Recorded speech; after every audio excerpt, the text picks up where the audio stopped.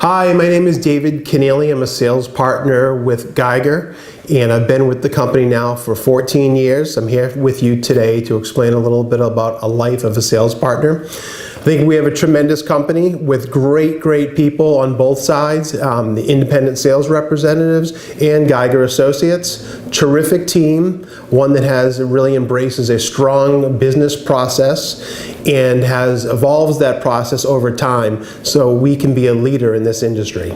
My experience as a sales partner, it couldn't have been better. I love Geiger. I've had a great experience, and I've been here for 14 years, and I hope I'm here for 14, if not more, years after that. Geiger's always done right by me, always done the right thing ethically, being responsible and standing behind our clients in their business. And if we do that, at the end of the day, we hold the client first and foremost, then we're going to have success over time. How I define a Geiger sales partner is a comrade, a friend, an associate, someone who I trust. We have a great relationship because Geiger brings us together at different events. We know one another. I just got a call today from Julie from the Phoenix office, bouncing some ideas off us about Galaxy of Stars. Just great, terrific community. I'd say the average sales partner in the industry is an order taker, someone that sits back, waits for the phone to ring, and sells tchotch. We sell promotional products as an advertising medium, so it doesn't matter what the imprint or the message is going on. It's more about communicating the message. That's what's important. We're into selling branded merch, swag, coordinated efforts. My typical day, let's see.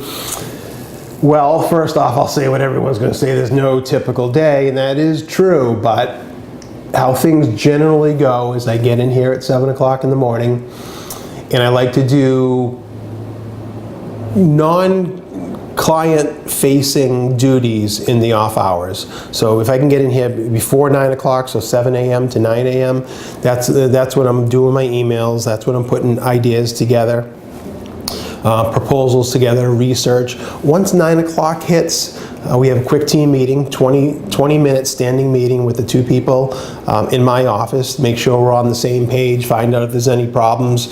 If there's a bigger problem with one particular project, we'll take it offline. But I'd like to keep it as a 20-minute standing meeting, get it out of the way. And right after that, then it's client-facing projects. So I may have a meeting that particular day, so I pack up my presentation, get ready, get out the door, go over to TJX for a presentation, or I may be running some calls, doing some follow-up calls on maybe it's some projects that I presented, maybe it's just digging up new business and going to a customer with a new idea and see if I can bounce it off them, see if there's any interest there. But really, 9 to 5, and it doesn't always happen, 9 to 5 is client-facing, because the client's not available at 10 o'clock at night. I can do my research at 10 o'clock at night, but when the client's sitting at their desk or at their office, that's when I should be talking to them and communicating with them. Doesn't always happen. There's so much research needed, and there's so many projects to put together. It's a struggle, but it's one thing you can remember. If a sales partner can remember it, it's client-facing 9 to 5, okay? In a perfect world, I'd have 5 meetings a week. I'd get out of this office. The more I can get out from behind this desk, the better. I have great support. I need to be in front of a client as often as possible. The more I can get out, the more I'm going to sell, the more successful I'm going to be, the more money I'm going to make, the more money Geiger's going to make. So getting the butt out from behind the desk is a good thing. And then lastly, clients check out generally 6 o'clock. Again, start my research after 6, put together my proposals, do emails. They do a lot of emails and research at night, sometime between, probably before midnight. That's kind of the bewitching hour for doing the research and such. Being a sales partner, it's not a 9 to 5 job. It's you probably heard this before, and I'm not exaggerating, it's 24/7. Literally, you're in here at 7 in the morning, and lately it's been 8 o'clock at night. I have left for an hour from 5 to 6 to work out, but I'm working till 8 o'clock. My wife is not really happy about that, but with 3 kids in college, you do what you gotta do. So I used to pack up, go home at 6:30, work until about 11:30, 12. And when I started the company, I worked till 2 every night for 2 years. But if you don't get all that work done, you just flip-flop in bed from 2 to 4 o'clock anyway. So you might as well stay up to midnight, get it done, good feeling of accomplishment, get a good 4 or 5 hour night's sleep, and get back at it the next day. And you gotta love what you do. If I didn't love what I do, I wouldn't be put in these hours, but I honestly love what I do. I've had multiple conversations with my peers, other salespeople out there, that they can't wait for Galaxy of Stars this year in Portland, because it allows them the opportunity to go to headquarters, to see everyone, to see the new facility. And I'm hearing it so often that sales partners want to meet the people that work at Geiger. I'll hear a sales partner say, geez, I was at headquarters 8 years ago. Oh my God, that's fabricated reason to go to headquarters and meet these good people. But that always comes up in so many different discussions. So what I'm trying to drive home is this distance between you and a lot of the sales partners, but until you can meet face to face, pick up the phone. Even if you have to find an excuse to call us, something on our order or whatever, call me. You know I'm available 24/7. I told you I work 24/7.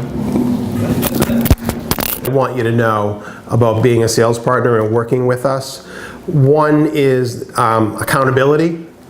At the end of the day, if something goes wrong, it's my name and I'm the one standing in front of the client in that very icky situation when I have to explain why it went wrong, whether it's the production partner's fault, my fault, something in the process. So buck stops here. In the marketing mix, promotional products is generally the last piece that comes into place. That's why there's so many rush orders. You know, everything, the advertising is bought, shot, in the can, all set. Your online piece is all together. Your store POP's up. Oh, we need some promotional marketing support, and we're called in the 11th hour. We're not going to get rich in any one order, but if we do right by the client over time, even when things go bad, they'll be with you for the long run, and that's where you make your money, when you've kept that client 5 and 10 years. That's how you make a living in this business. My most fond experience in the 14 years I've worked with Geiger, I don't have like one crystallized story to tell you, but it's when orders go sideways, when things go wrong, when orders go bad, when it gets ugly. At the end of the day, Geiger 100% of the time keeps the client's best interests in mind. So I tell my clients, in the world of promotional products, anything can go wrong, but just know if it does go wrong, I'm gonna die trying to fix it. And Geiger oftentimes doesn't, well, oftentimes, most of the time I'm at a loss for words. Every time, quite frankly, every time something's gone wrong, Geiger's done right by the client. Forget about the money. If it costs money, it's a good client, we're gonna lose money on that one order. I'm gonna lose money, Geiger's gonna lose money, but we're not gonna lose the client. We're gonna do the best of our ability to make the client happy. At the end of the day, the client will be happy. And I've said that to clients. Not everything's gonna go right, but at the end of the day, you're gonna be satisfied. Now that you're going through training, one of the things I think is important for you to know is the Geiger sales partner is here for you too. The better relationship and the better we know one another, the easier it's going to be for both of us. So I'm not opposed to taking calls, and I've gone up to Lewiston, it's only a 2.5 hour drive for me, and I've done the welcome talk from a sales partner perspective in the past. I love doing that because I get the opportunity to meet the associates. And I love representing Geiger because I know we have good people. And when I turn around to my clients, every company says they have good people, but I like telling them stories about, why I'm so passionate about Geiger, and it's the people.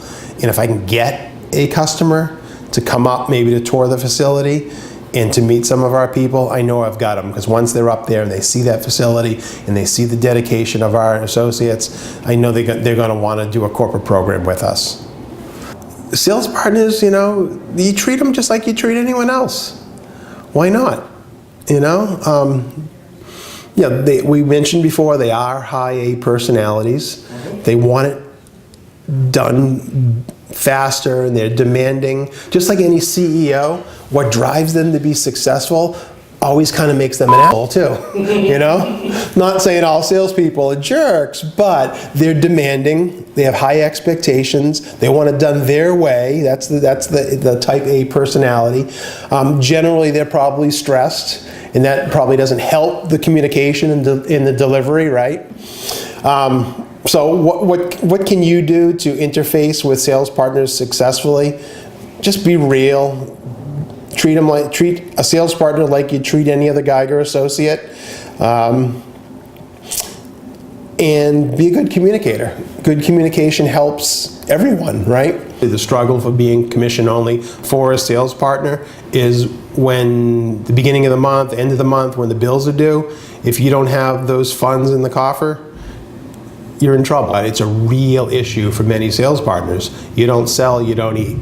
It makes you dig, kick, scream, bite a little harder, and try a little harder. So that's the big reality for many sales partners. Geiger's got good people. Geiger's got good systems that are always improving.